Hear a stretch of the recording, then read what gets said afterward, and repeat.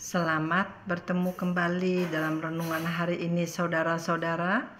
Bapak dan Ibu, salam damai sejahtera dan kasih karunia menyertai Bapak, Ibu, saudara-saudara semua. Renungan hari ini dimulai dengan ayat 1 Tesalonika 4 ayat 16 dan 17. Sebab pada waktu tanda diberi, yaitu pada waktu penghulu malaikat berseru dan sangkakala Allah berbunyi, maka Tuhan sendiri akan turun dari sorga, dan mereka yang mati dalam Kristus akan lebih dahulu bangkit. Sesudah itu, kita yang hidup yang masih tinggal akan diangkat bersama-sama dengan mereka dalam awan menyongsong Tuhan di angkasa. Demikianlah kita akan selama-lamanya bersama dengan Tuhan. Bapak Ibu, jadi kalau wahyu itu disusun urut dengan kejadian dan beraturan, maka kita mengalami wahyu 1 sampai 6. Tuhan menyatakan kepada umat percaya bahwa Dia akan menjemput kita di awan-awan.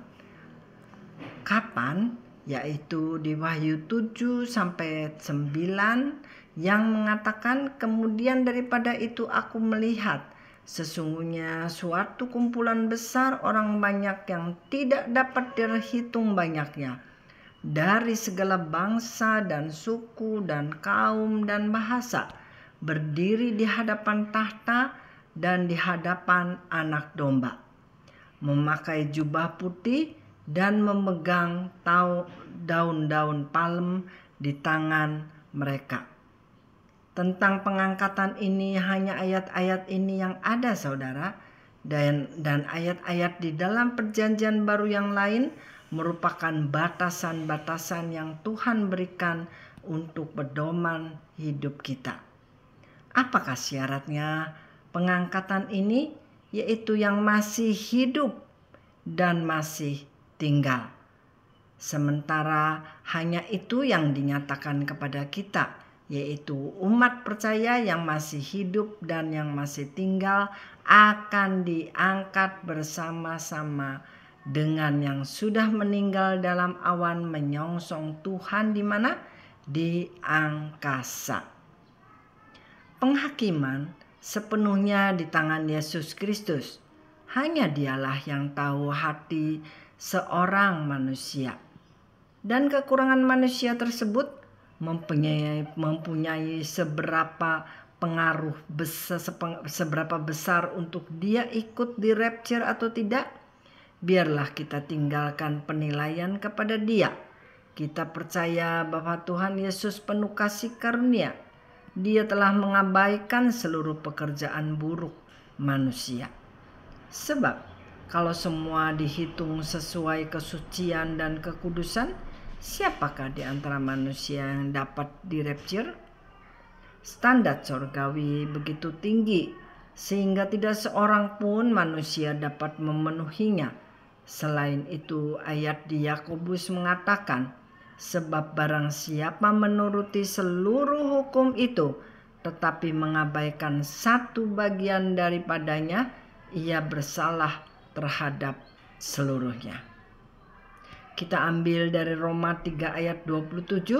Jika demikian, apakah dasarnya untuk bermegah? Tidak ada. Berdasarkan apa? Berdasarkan perbuatan? Tidak, melainkan berdasarkan iman. Jadi saudara-saudara, setelah keselamatan manusia diuji imannya, apakah ada iman di bumi? Kalaupun perbuatan manusia gagal, Tuhan menilai hanya dari imannya. Menurut ayat di atas, iman tersebut harus lebih besar daripada perbuatan untuk sebuah pengangkatan. Iman apa? Iman percaya bahwa Yesus adalah Tuhan dan percaya bahwa Allah telah membangkitkan Dia dari antara orang mati. Dari Roma 9 ayat 11, sebab waktu anak-anak itu belum dilahirkan dan belum melakukan yang baik atau yang jahat, supaya rencana Allah tentang pemilihannya diteguhkan bukan berdasarkan perbuatan, tetapi berdasarkan panggilannya. Bapak, Ibu, Saudara, panggilan Allah untuk selamat atau membedakan yang baik dan yang jahat sudah ada sejak di rahim ibu kita masing-masing. Perbuatan-perbuatan yang tidak terpuji dari kita bisa disucikan atau dikuduskan oleh Roh Kudus yang sudah diberikannya kepada kita untuk menolong dan mengingatkan sesuai dengan jalannya dan caranya. Kita hanya bisa menjadi postman yang menyampaikan sebatas yang kita tahu tentang kebenaran-kebenaran Alkitab.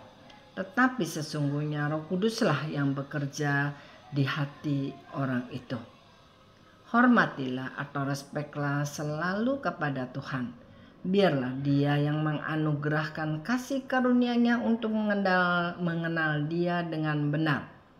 Saya kutip dari Yohanes 3 ayat 16, karena begitu besar kasih Allah akan dunia ini, sehingga Ia telah mengaruniakan Anak-Nya yang tunggal, supaya setiap orang yang percaya kepadanya tidak binasa, melainkan beroleh hidup yang kekal. Sekian renungan hari ini.